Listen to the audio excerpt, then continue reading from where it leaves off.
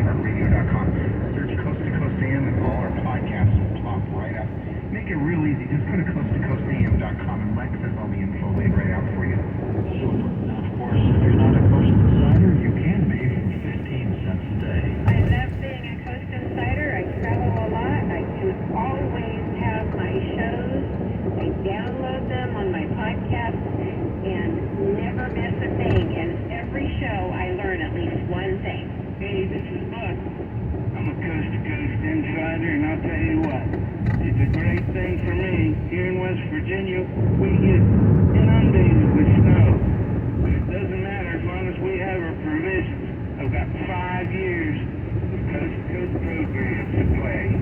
There you go. If you know or call us from Moscow in Russia, it's probably a Coast Insider listening to the program. As a matter of fact, you can sign up one of two ways. You go to our website, coasttocoastam.com. Right at the top of the homepage, click Coast Insider. Fill out the information, and you're in. The other way is to download our app right to you, Coast to Coast AM. The app is free. Download that. You have the app loaded on your phone. Click profiles and subscriptions. Sign up that way too. And again, if you're in Canada now or worldwide, you can sign up to become a Coast Insider. Now here's something very special for you to get you through the day and sleep more soundly at night. HealthyLooking.com has a combination of products to help with everyday stress, fatigue, and moodiness while increasing energy and stamina plus helping flow and more soundly while losing weight. Take Elevate in the morning for energy and focus. Then Accelerate weight management and sleep combo before bed for great full night sleep. I've maybe gotten 4 to 5 hours of sleep max a night. I'm sleeping between 6 and 7. I wake up, use the bathroom, but I go right back to sleep, which has never happened before, which is pretty awesome. I noticed a higher level of happiness. I also noticed that I wasn't taking naps. I had more energy. I was more in the moment with my kids. Like we were laughing more. We were more excited. Every single person needs to feel this. I lost 10 pounds and 5.5 inches off my waist, and I'm so proud of myself. It gives you energy. It helps you sleep better. It just works. I stand by it 100%. I was on a handful of medications to help me sleep, to help me be happy because of therapy. When I'm ready to go to sleep, I'm getting 7 to 9 hours of sleep every night. I've lost some pounds, inches mainly. My family has me back. Get George's Power Pack. Accelerate and Elevate, including free gift Be Slim for daytime weight maintenance. Plus, free shipping with promo code George. Accelerate, Elevate, free gift Be Slim, and now free shipping for one exclusive special price with George's Power Pack. Order now at healthylooking.com or toll free 800-394-9930. That's 800-394-9930. Jump on board now for better focus, less stress, a great full night's sleep, and weight loss with George's Power Pack exclusively at healthylooking.com. That's healthylooking.com. Have you ever wondered if we happen to be alone in this vastness of our universe? Marvelous Entertainment has released the newest in science fiction that specifically deals with that question. A fellow by the name of Marvin Sunderland is the brains behind all of it. Certified film director, science fiction genius, mechanic, video game developer, Army veteran as well, and the author behind a series of 7 novel masterpieces bringing out the best of your imagination on this incredible question: are we alone? Journey with the star of the book, Sergeant Wagon, search for a crashed alien spaceship that leads into an alien invasion. So brace yourself, the war is underway in the universe. Sergeant Wagon, take your imagination to new heights. Get 20% off the entire 7-novel series and all future graphic novels when you enter coupon code COAST2COAST, all lowercase if you would, at marvelous.com. That's marvelous.com. MARVELOUS.com.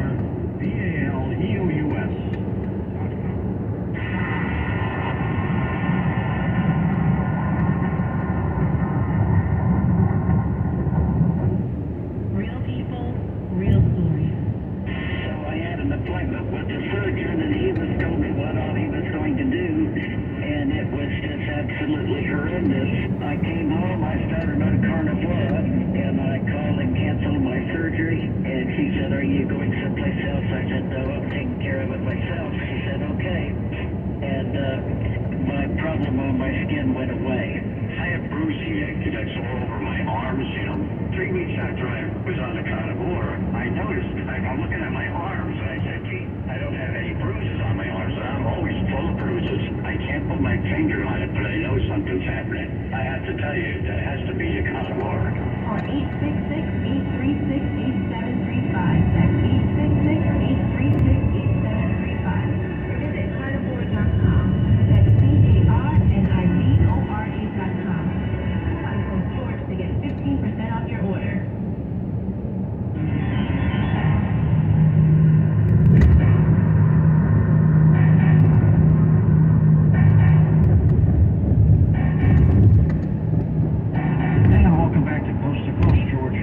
you, of course, and our special guest, Scott Snare, this hour. Scott, let's go right back to the calls. Colleen is with us in New Mexico. Welcome to the program. Hi, Colleen. Hi, thank you. Sure. Thanks for taking my call. Very welcome. I am concerned about American rights, federal laws, and amendments concerning this situation because we have computer hackers, and won't there eventually become a day where there will be a neural hacker who Absolutely. breaks the law? Starting out of that second half. Yes, I would say that it will be just as easy for a hacker, including, I might say, spy hackers working for foreign governments to go right into our minds and our thoughts, thinking 100%. And they would actually be able to pick up our thoughts. Now, could they implant thoughts in our head? Yes, they could implant thoughts.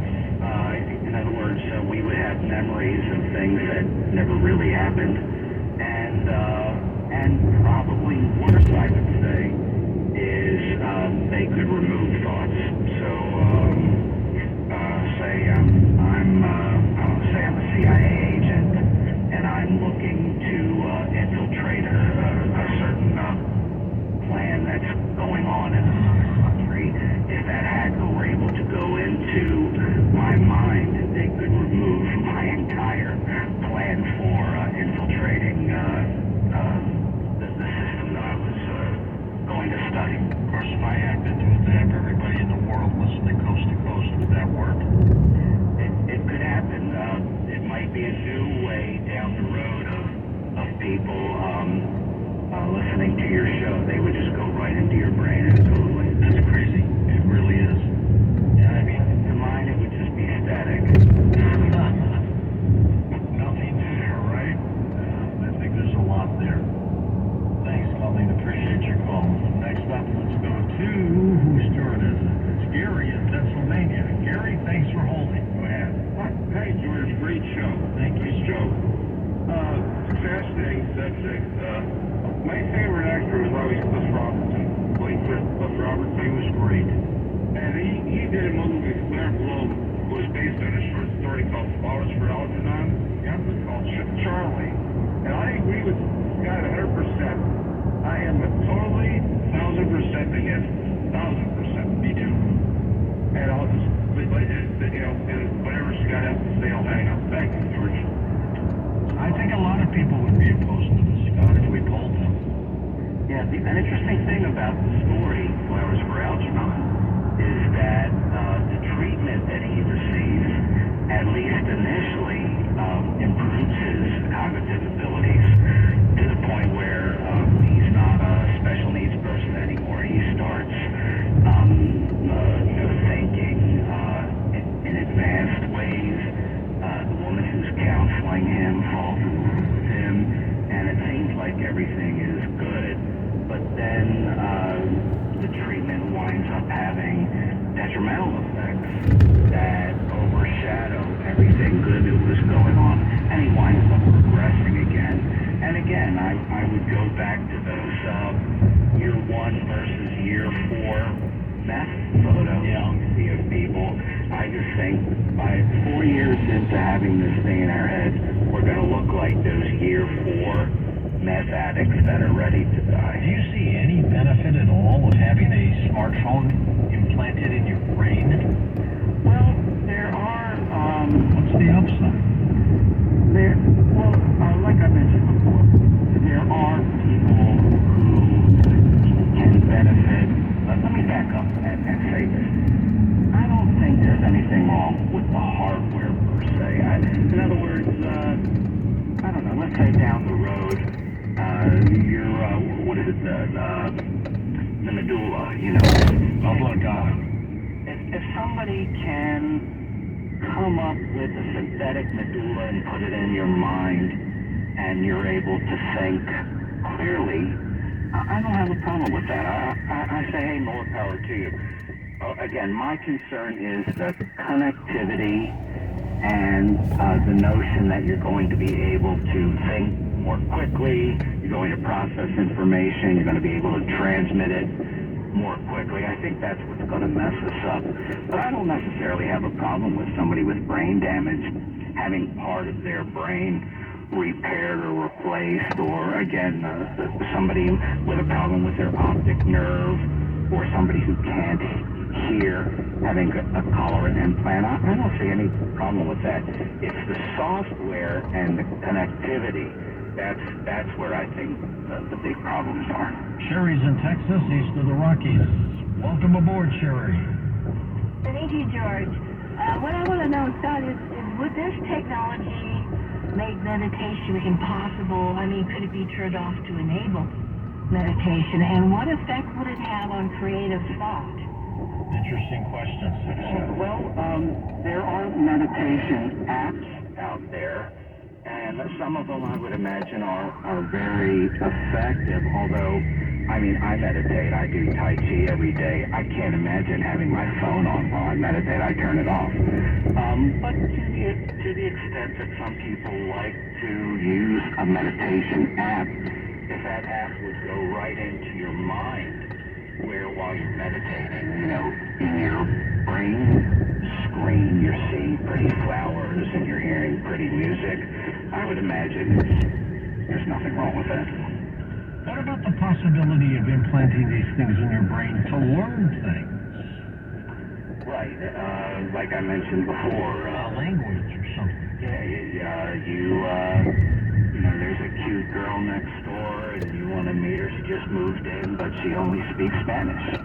And, you call up in your mind, you call up the app store, the Brain Phone app store, you, for a fee, you download Spanish, and within an hour you're able to walk over and say hello to her and speak her native language. Como se llama? There you go. So, again, that's the sort of stuff that's going to entice people. But the thing that's going to overshadow all of that is going to be the dopamine and the physiological detrimental impact that's just going to make everybody fall apart. There's an old saying, Scott, it's not nice to fool Mother Nature. And I mean, there could be a real bad downside eventually. Right. And incidentally, this isn't just about saying, it sounds like a bad idea. Right now, warning about the impact of technology and social media, especially as it applies to implants. The American Academy of Pediatrics, the National Academy of Sciences, came out with an amazing write-up saying that essentially the human race is an organism. It's like a system. And if you put something like this in people's minds, you're polluting the system. The American Institute of Physics just came out with an amazing write-up just within the last 6 months saying this is bad news. People are going to start acting differently. They're going to start making decisions the wrong way, and they're not going to realize that they're doing so because the brain doesn't realize that there's something inside it polluting it. And they also mentioned that governments and corporations are going to be watching everything that we think. Let's go to George in Sacramento, California on the wild card line. Hey, George, welcome to the program. Hey, Scott, George, your guest, he sounds like Satan. He's dancing both sides of the coin. One, he said he's a Christian, and then the other side, he's giving the pros and cons of putting this cell phone or whatever you call it in your head.